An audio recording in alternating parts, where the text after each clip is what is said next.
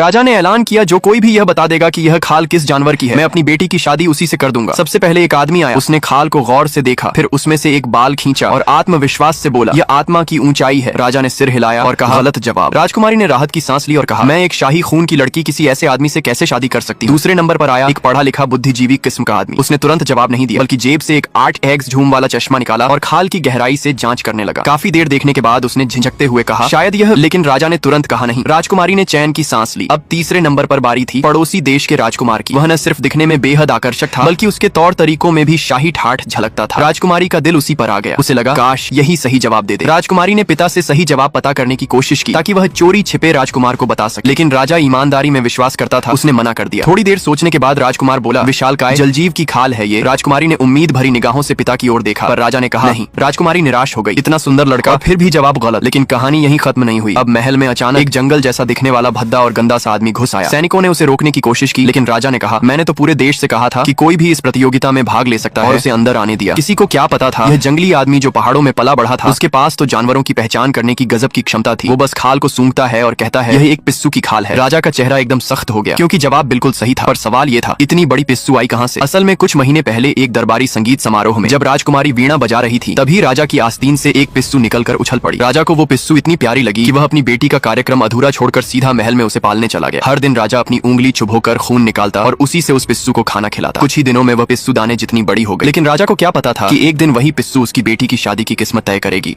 जब आदिवासी ने सही जवाब दे दिया तो राजा चौंक गया। लेकिन वादा तो वादा था, मगर राजकुमारी का दिल एक सुंदर राजकुमार में था, न कि इस डरावने से दिखने वाले वनवासी में। वो फूट फूट कर रोने लगी, यहाँ तक कि महल की छत पर जाकर जान देने तक की सोच ली। लेकिन राजा ने उसे समझाया, मैं एक राजा हूँ और राजा की बात पत्थर की लकीर होती है, और तुम मेरी बेटी हो, तुम्हें भी वचन निभाना होगा। राजकुमारी मजबूरी में उस वनवासी के साथ चल पड़ी। रास्ते में उन्होंने जंगल पार किया, पहाड़ चढ़े, नदी नाले लांघे और अंत में पहुंचे वनवासी की गुफा। जैसे ही राजकुमारी ने अंदर कदम